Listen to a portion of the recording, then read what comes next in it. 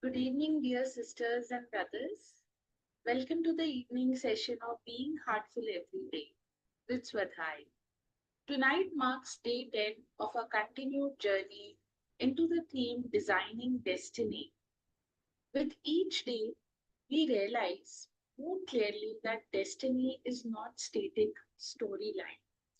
It is a fluid unfolding that responds to our inner condition, our intentions, and the depth of our spiritual efforts. It is not crafted in moments of grand achievement, but shaped quietly in reflection, in remembrance, and in surrender. Integrating Swadhyaya into your daily routine. This continues to be our gentle anchor. Swadhyaya, which is self study, helps us pause and examine not only what we are doing, but also why we are doing it. It tunes us into deeper motivations and impressions that silently guide our thoughts and behaviors. When approached with sincerity, Swadhyaya transforms our daily experiences into sacred insights. Tonight we explore destiny, not something fixed or fated, but as a subtle interplay between freedom and consequences, between samskars and choice. We read yesterday from Daji's article, which is on designing and freedom of choice, which reflects on the profound suffering of Mother Sita in the Ramayana. Even though her marriage was prophesied by Rishi Vashishta as ideal, her life was filled with deep pain and exile. This paradox raises a vital spiritual question. Can destiny, even when divinely aligned, still hold pain? And more importantly, how do we meet it? Raji offers clarity that our lives are shaped not only by samskars but also by our daily choices. Our hearts guide us, but our habits, likes, and dislikes also play a role. And yet, if everything were determined by destiny, why would we be gifted the ability to choose? Why would ethics, intention, or the desire to grow matter? This is the beauty and the responsibility of our path. We are not the victims of fate. We are the co authors of our unfolding.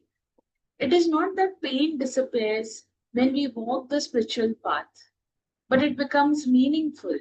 We learn to respond with dignity, insight, and a growing awareness of the divine design that is quietly at work, even in life's most mysterious moments.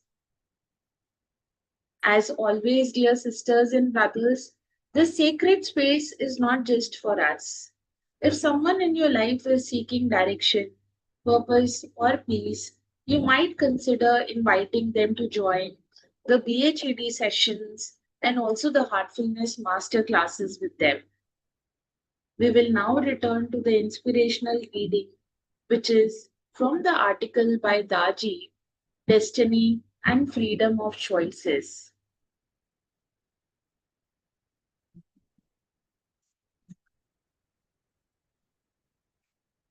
Think about this. If our destiny is completely fixed, then why would we need to make choices?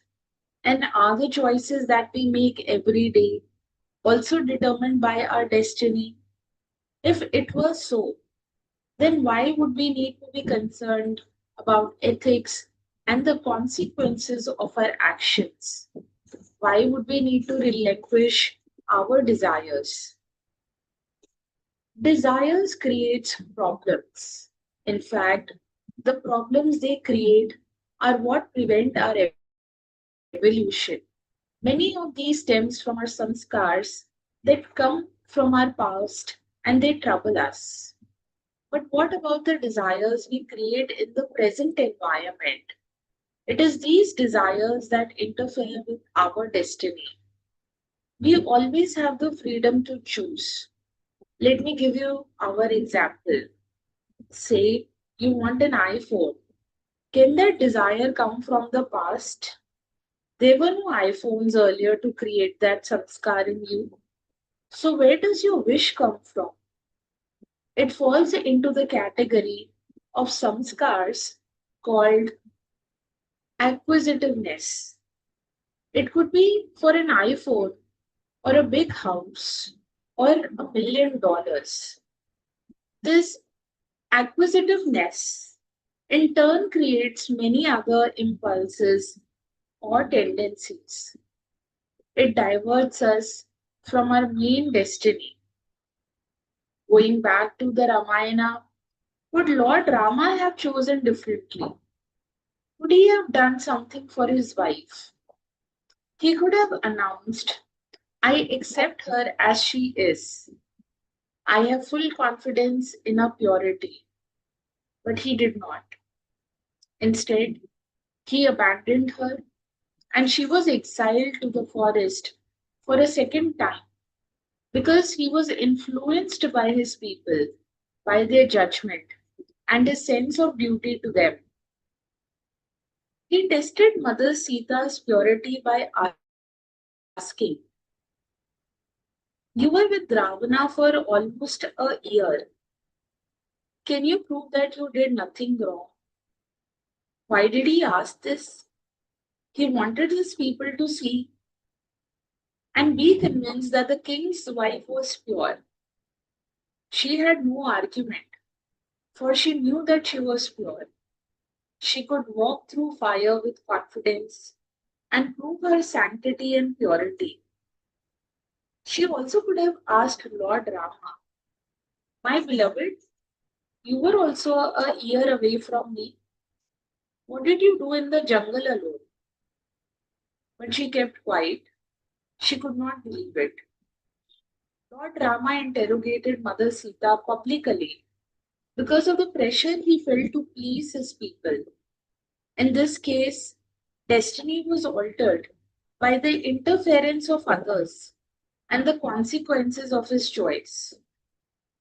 Earlier in the epic, there was another instance of interference, this time from family members, leading to the first exile of Rama and Sita.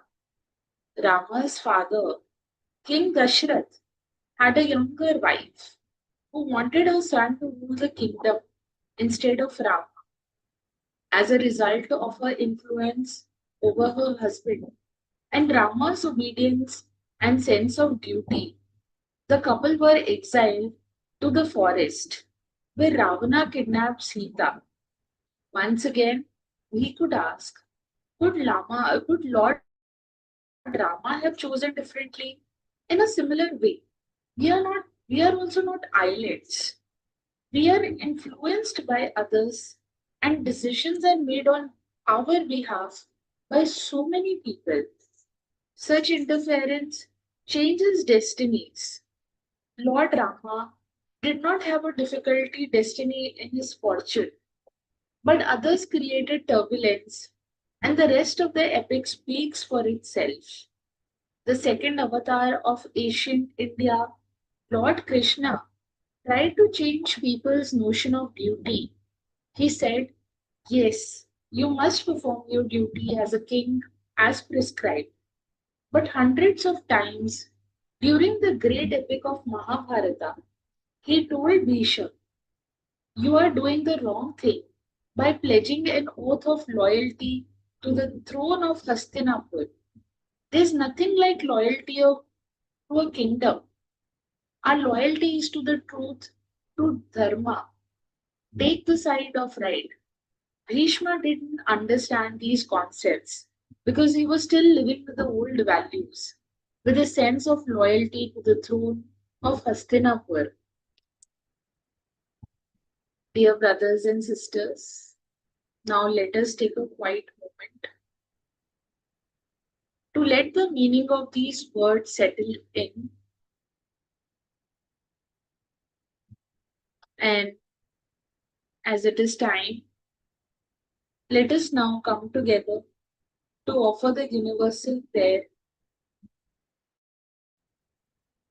radiating light and peace to all beings. all brothers and sisters are being filled with love and devotion, and real faith is growing stronger in them. सभी भाई बहन प्रेम और भक्ति से भर रहे हैं और उनमें सच्ची श्रद्धा दृढ़ होती जा रही है।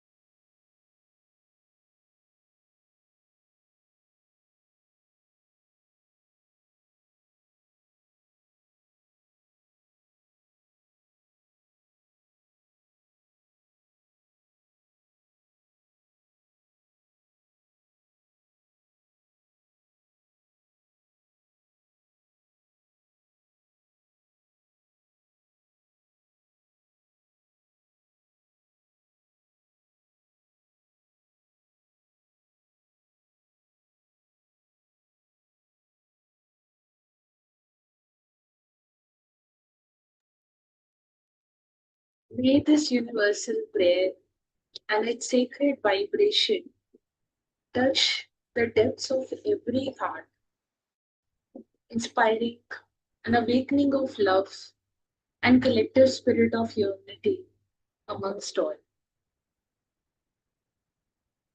Dear sisters and brothers, as you prepare for the rest, take a moment for your bedtime prayer and the inner reflections. Was I living from my impressions or from my intentions? Did I pause and listen to the inner compass today? And what can I unlearn, release, or deepen? You may wish to write a few lines in your diary. These small acts of observation gently move us from unconscious reaction to the conscious creation. And let this Swadhyaya, this reflection, the self study be your offering for the day, a commitment to living with awareness and grace. And as we continue reflecting on designing destiny, let us remember the power to shape our lives lies not in controlling outcomes, but in purifying our responses. And with Swadhyaya, we observe the evolution of our inner condition. And with our sincere and intense abhyas, we become less reactive, more receptive, and more refined. And in this state, life no longer happens to us, it flows through us. Dear sisters and brothers, thank you for your presence this evening. And we look forward to your presence tomorrow for the morning session at 6 a.m. And until then, wishing you all a very good night.